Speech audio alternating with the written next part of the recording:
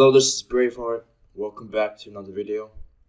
I want to start off this video by going over the first issue of the Braveheart report. Now, in the first issue of the Braveheart report, the topic is how you prevent blowing trading accounts. And in here I talk about high probability conditions and low probability conditions and how you should differentiate between the trades. Alright, so with high probability trading, you can hold for higher risk to reward setups instead of scalps, but in low probability conditions such as a consolidation,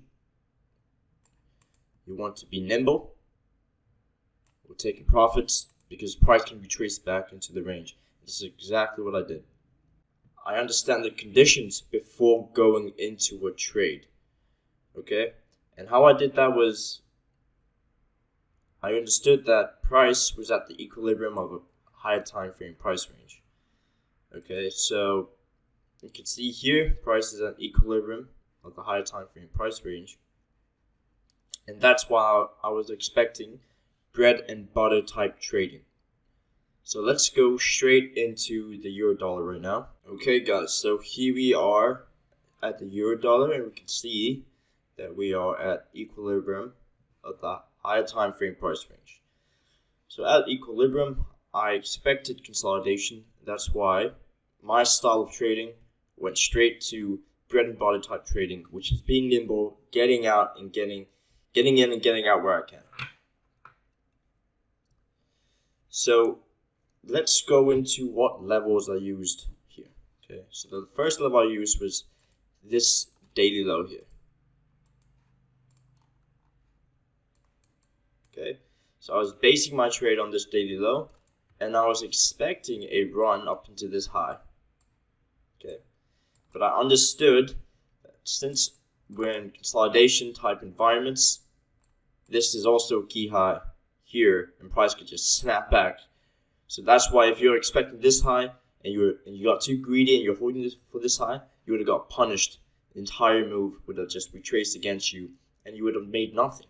So that's why it's always important to pay yourself, especially in low probability conditions.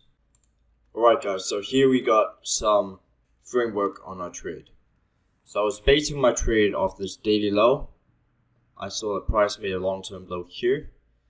Then price made a rebalance intermediate term low here. So I was comfortable that this level should not break.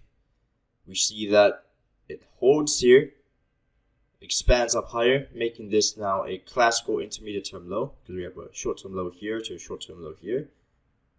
Okay, so I'm confident that this low shouldn't be breached now.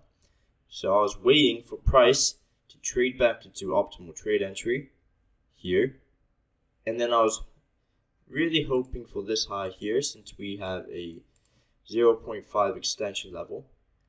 But like I said, you gotta really be nimble in these types of conditions, and if I did hold for this right here and I didn't pay myself gradually, then I would have got really seriously punished.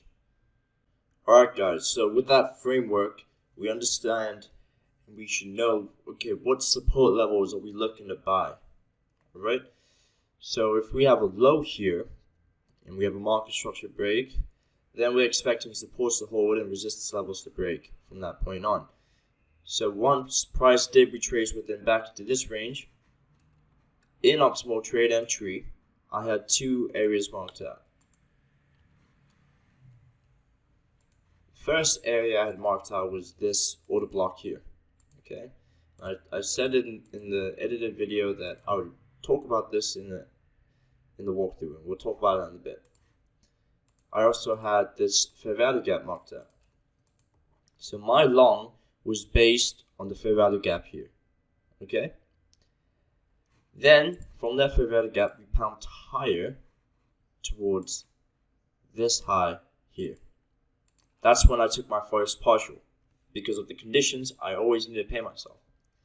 But I know that this low, since it's a classical intermediate term low, should not become validated, right? So if price did come back down and stab, it would hit the order block, but my stop loss being here, it should be protected.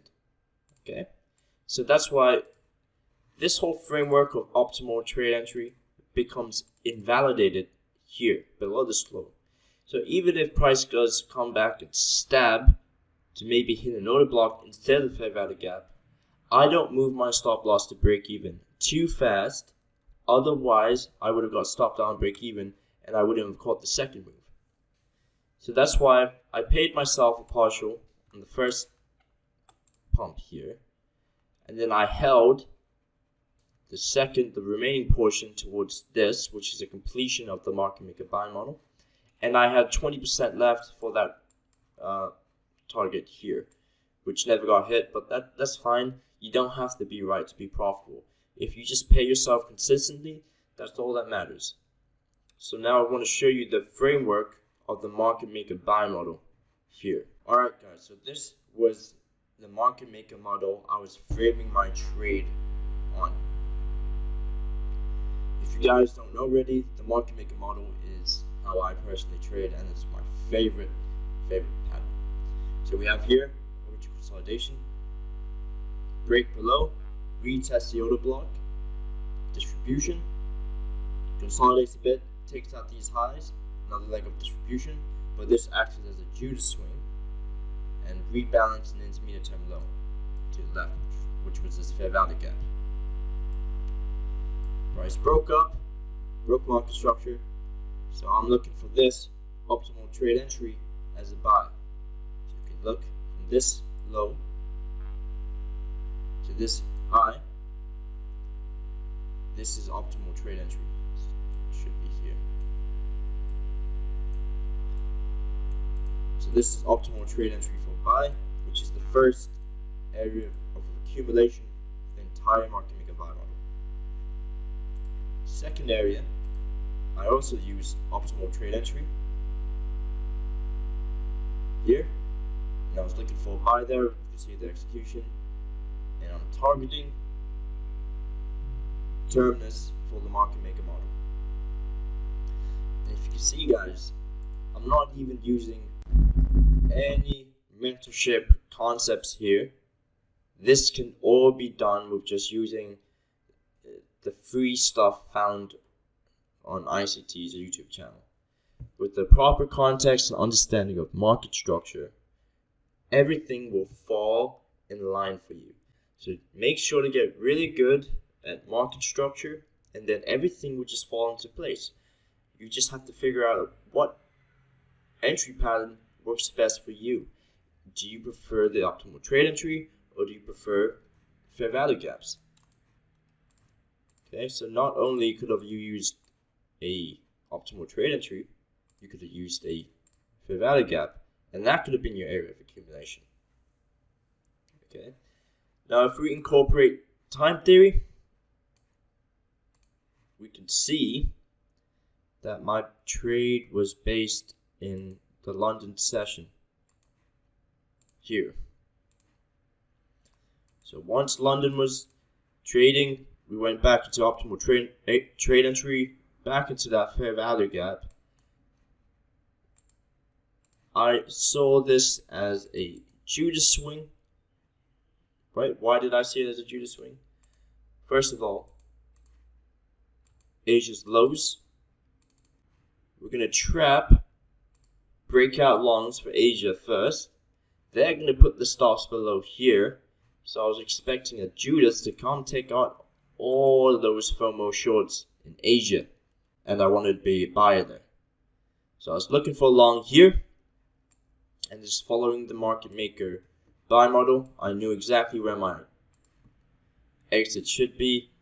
My first partial being here, and full close being actually a big portion closing here, and then 20% leaving to be a runner. Alright, just in case, just in case. The main reason I really took a big portion off here was, again, the conditions, but also the news event we had. So at 8:30 we had unemployment claims, and that could have been paired for a reversal, especially with the completion of the market maker buy model here. So with all these factors, low probability conditions, completion of a market maker model, this is also a high time frame level in terms of previous day's high, it would make complete sense for me to close a big portion there rather than being greedy. Greed is good, but you need to know exactly when to be greedy. You want to be greedy in trending environments and not low probability conditions. So hopefully you guys have learned a lot from this video. Everything mentioned in this video belongs to the Inner Circle Trader. I will link his YouTube in the description where you can check him out. Thank you, Michael, for being such a great mentor. And if you haven't checked out his YouTube mentorship series, please go ahead and check out his YouTube mentorship series. That's all for today, folks. Hopefully you've enjoyed, and I'll catch you in the next one.